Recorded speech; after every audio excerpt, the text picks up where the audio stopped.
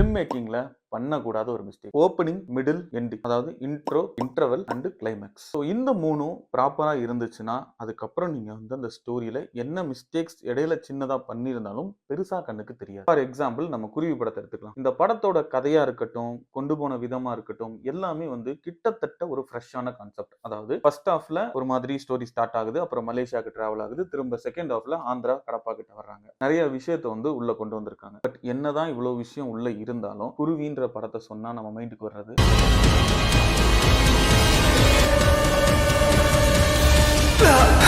So இந்த விஷயம் தான். இந்த படத்துல பாத்தீங்கன்னா நிறைய விஷயம், அந்த ஏர்போர்ட் சீனா இருக்கட்டும், கோச்சா அவ்வளோ டென்ஷனா இருக்கும்போது அவரோட கையில வந்து பிளேடால வெட்டுறதா இருக்கட்டும், அதனால வந்து ஏர்பிளேன்ல ஏற முடியாததா இருக்கட்டும், ஸோ இது எல்லாமே வந்து நான் லீனியராகவும் சில விஷயத்தை வந்து சொல்லும் போது அந்த இடத்துல ஸ்கிரீன் பிளே ஒர்க் ரொம்ப பிரமாதமா இருந்துச்சு. இந்த மாதிரி படத்துல நிறைய விஷயம் நல்லா நம்ம டென்ஷனா இருக்கும்போது நம்மளே ஒரு இடத்துல ஸ்கிராச் ஆயிடுச்சு நம்ம மேல அப்படின்னா அதை பெருசா கண்டுக்க மாட்டோம். நம்ம அப்படியே அந்த டென்ஷன்ல தான் இருப்போம். ஏன்னா அந்த இடத்துல வந்து கோச்சான்ற அந்த கேரக்டருக்கு டைமண்ட் இல்லை, அதுதான் மெயின். அது காணாம போயிருச்சு. அந்த டென்ஷன்ல இருக்கும்போது எதுவுமே பெருசா தெரியாது.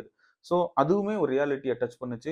அதுக்கப்புறம் ஃப்ளைட்டுக்குள்ள ஏறாததுக்கு ஒரு ரீசனாக அது அமைஞ்சது. அதுவும் ரியாலிட்டியா தான் இருக்கு. இது மாதிரி அந்த கடப்பா அந்த ஆந்திரால போகும்போது அங்க இருக்கிற சில விஷயமா இருக்கட்டும், ஒரு கேரக்டரை வந்து மெயினா காட்டி அவங்களை கொன்னதா இருக்கட்டும், ஸோ அதனால ஒரு எமோஷனல் கனெக்ட் ஆகுறதா இருக்கட்டும், ஸோ அப்படின்னு நிறைய விஷயம் வந்து கிட்டத்தட்ட அப்படியே மேட்ச் ஆச்சு. நல்லா பார்த்தா இந்த படத்துக்கு அப்புறம் கேஜிஎஃப் ரெண்டையும் கொஞ்சம் அந்த கடப்பா அந்த இடத்த வந்து நம்ம மேட்ச் பண்ணும்போது இந்த படத்துலயும் ஒருத்தனை கொன்னு தொங்க விட்டதுக்கு அப்புறம் பெருசா பிரச்சனை வெடிக்கும், அங்கேயும் ஒருத்தனை கொன்னதுக்கு அப்புறம் பிரச்சனை பெருசா வெடிக்கும். பட் ஏன் கேஜிஎஃப் வந்து இன்னைக்கு பெருசா சொல்றோம், இது ஏன் சொல்லல? ஸோ அதுக்கு மெயின் ரீசன் இந்த ஒரு ஜம்ப் தான். நான் ஃபர்ஸ்டே சொன்ன மாதிரி இன்ட்ரோ, இன்டர்மிஷன், கிளைமேக்ஸ் இந்த மூணுமே ரொம்ப இம்பார்ட்டன்ட். பட் இந்த இடத்துல இன்டர்மிஷன் ரொம்ப இம்பார்ட்டன்டான ஒரு இன்டர்மிஷன்ல இப்படி ஒரு விஷயத்தை வைக்கும் போது இந்த படத்தை ஃபுல்லா ஸ்பாயில் பண்ணிருச்சு. ஒரு சூப்பரான கதை, சூப்பரான ஆக்டிங், டிஃப்ரெண்ட் பெர்ஸ்பெக்டிவ்ல விஜயை காட்டினதா இருக்கட்டும், அவருக்கு ஒரு நல்ல ஒரு ஆக்ஷன் மூவியா இருக்கட்டும், இது எல்லாமே இந்த பண்ண ஒரு சின்ன மிஸ்டேக்னால, அதுவும் ஒரே ஒரு சீன் நல்லா பார்த்தா ஒரு 10 செகண்ட்ல இருந்து ஒரு 20 செகண்ட் கிளிப், இந்த 20 செகண்ட் கிளிப்